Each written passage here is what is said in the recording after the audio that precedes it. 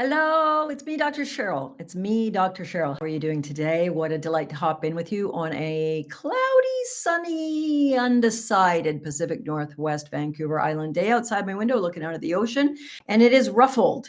It is windy. There are waves. Does your relationship ever feel like that? That you're making waves? Do you argue? Of course you do. Unless you're in the 15% of couples who don't argue at all because they're conflict avoidant. And avoiding conflict is just as damaging as having the unhealthy kind of conflict. Well, then, Cheryl, are we doomed? If we don't argue, we're doomed. And if we do argue, we're doomed. No, it's how you argue that determines the health and the longevity and the happiness of your relationship to a great degree. So let me talk a little bit about how you shouldn't argue. And a lot of us do. And I don't want you to blame or shame yourself or feel like you and your relationship are doomed. If you recognize yourself in some of these ugly fighting habits or styles I'm about to describe, I too struggle with some of these. I too am not perfect, but there are some really damaging ways of arguing that too many of us do some of the time. And what you need to learn to do is how to reduce them. Look, if you haven't already signed up for one of my free couples masterclasses, I've already taught the first two. I'm teaching the third one tonight, Thursday, 5 p.m. Pacific time. If you click below, you can select that class. The drop-down menu will automatically change the time to match your time zone. So 8 p.m. Eastern and whatever Australia, UK, etc. time that is. And I'll be taking a deep dive into teaching you my three-part model for great relationships. And it's based in cutting edge couples therapy, communications theory, sex therapy, my history as a university professor, PhD psychologist, sex therapist, writer, author, speaker, so much more. It's a very powerful class. I teach for about an hour and 15 minutes. Plus, then I tell you a bit about my 3-month program, which kicks off in just 1 week. And I hope a handful of you will choose to join me to seriously renovate your relationship. And one of the things I'll talk about in tonight's class, and if you can't make tonight, Thursday night, the last one is Saturday at 10 a.m. Pacific time, this Saturday in 2 days. I teach it live each time. I stick around at the end each time and I answer some of your specific questions. And a question I've asked a lot is the one kicking off today's live teaching, which is, we have frequent nasty arguments. Are we doomed? Yes and no. According to research, if you do the following things, I'm going to briefly go through, I'll go into them in more detail on the free masterclass. And of course, we do many weeks on them in the 3-month program and really help you renovate how you're communicating poorly and how to learn to communicate well and effectively. Research indicates that if you do some of the things I'm about to mention reasonably often, and you do not learn to improve them, you have about an 85% chance of getting divorced or breaking up if you're common law and not legally married. I don't give a hoot. However you love, who you love is wonderful by me. But if you're attempting to walk the path of long-term love, you need to know that these things are really, really damaging. The first is being overly critical. Now, I can be a pretty critical person. I'm a little bit of a control freak. I like things a certain way. I've been known to harangue my dear man for not doing things the way I thought he should do. I work hard on that because it's not fair. But there's a type of criticism that's very damaging. And that's when you criticize your partner in a way that is global, specific, and unchangeable. Well, what does that mean? Let's say your partner forgot to take the garbage out and you say, "You're so lazy, I can't count on you. I have to do everything myself." That's really damaging criticism because it's saying you are broken. You're so lazy. I can't rely on you, meaning you're always unreliable, and I have to do everything myself, which is patently untrue because obviously your partner does some of the things with and for you around the house. Now, it's okay to be angry about the garbage, especially if that's their chosen job. They've committed to it. They've said, "Don't worry about it. I will do this," and they forget. It's okay to say, "I'm really choked that you didn't take the garbage up. I'm really annoyed. I need to be able to rely on you. You took this on as your project and you didn't do it. You need to do better." That might sound really critical, but it's fair. I'm talking about how I feel. I'm criticizing your behavior of not taking the garbage out. I'm not criticizing you as a lazy, good for nothing I can't count on. Really damaging if you criticize that way. You've got to clean that shit up. The second damaging thing goes very well together with that type of criticism, and it's defensiveness. Let's say it's my turn to take up the garbage. It's my responsibility. I forget, and you criticize me in a reasonable or an unreasonable way. And I say, "Well, I was busy."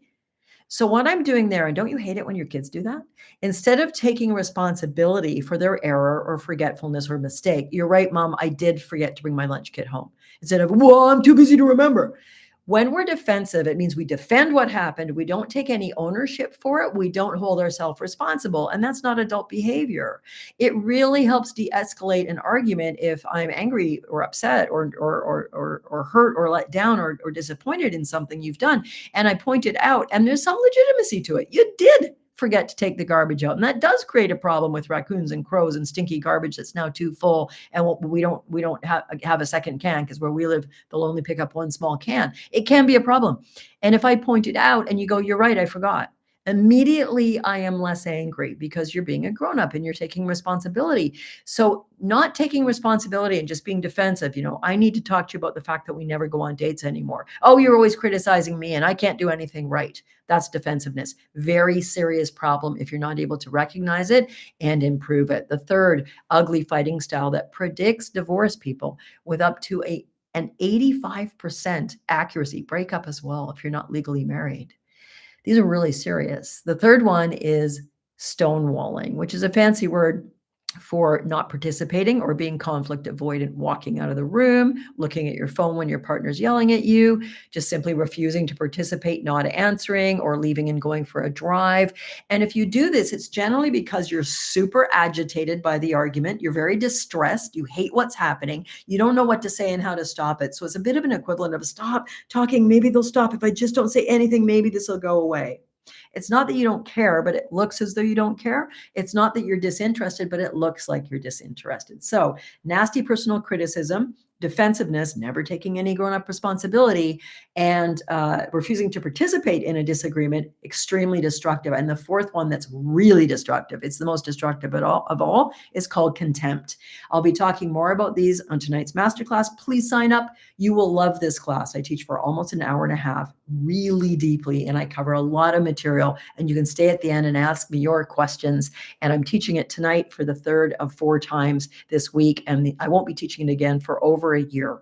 And the last one is this Saturday at 10 a.m. Pacific time. You can click where you're watching this and sign up for one of those 2 remaining times. And then if you absolutely can't make it because your dog gets sick and you have to rush it to the hospital, which you should do, and pay lots of money to get your dog better. I love dogs. I love all critters. We will send you the recording the next day and you can watch it the next day, but don't miss it. It's really a valuable class where I teach the 3 keys to great relationship. One of them is good conflict management, emotional closeness, and having your partner's back and being good friends and appreciating each other. One of the many things in there are these 4 destructive fighting styles you need to learn how to improve. The fourth one, I'm well aware I haven't said it yet, is contempt. Contempt is when I criticize my partner by putting them down as though they're less than me. They're not important. They're a loser. Something like, you forgot the garbage? You're such a child. Really ugly and destructive. I can go into that more on tonight's call. But I wanted to add a few other ugly fighting styles that you need to learn to clean up. One is threatening the relationship. And that's where during an argument, you say something like, I can't do this anymore, or I'm out of here, or we just are incompatible, or I want a divorce, or I'm breaking up. I can't take this anymore. You may mean it in the heat of the moment. Very often when you've calmed down, you're no longer flooded. You don't mean it anymore, but it really causes pain and suffering and fear and lack of trust in your partner. So am I asking you not to be angry? No. Am I asking you never to argue? Of course not. I think people who never argue, not just I think, the research shows they've got their own set of problems. That's about 15% of couples don't argue at all, but they're not able to talk about deep and difficult things, differences in how you want to raise the kids, religion, money, your sex life. You need to be able to talk about tough things effectively. It's okay if you're angry. It's okay if you're tearful. It's okay if you're anxious. These are natural human fears and emotions that are going to come up when we need to talk about something important, profound, and difficult with our sweetheart. So what I want you to do is to learn how to fight fair, to learn how to argue well. Even if you're yelling, that doesn't predict divorce. It's what you yell that's the problem, not the yelling. If you're able to eventually hear your partner's point of view, settle yourself down, get more clear on what you actually need to say. If you're able to repair, to forgive, to apologize, to come back into connection and union together. How many of you spent a night or 2 or a week on the couch or the spare room, not talking, and you're going to work just so upset about this argument, replaying it in your head, and usually replaying really unhelpful stories like, we don't have a chance, we're broken, what's wrong with us, why can't we get it together? Long-term relationship is tough. Learning how to argue properly, how to resolve conflict fairly in a way we actually get somewhere, we actually understand what we're arguing about, is a rare bloody skill. And I want all of you to have it. So join me tonight or Saturday. You will not get a chance to work with me for free in an hour and a half workshop again for at least 13 more months. I'm not going to do this till at least November 2025, and I may not do it till early 2026. So now is the time. What do you have to lose? Join one of the last couple of classes and I'll see you in a few hours, just under 2 hours, or I'll see you Saturday morning. I won't actually see you. I'm the only one on camera to protect your confidentiality and privacy. You're going to answer some polls anonymously. You can put comments in the chat box. You can ask me questions in the chat box confidentially, and I'll answer them at the end of tonight's call. It's been lovely being with you. I remain Dr. Cheryl Fraser. Join me already. Bye-bye.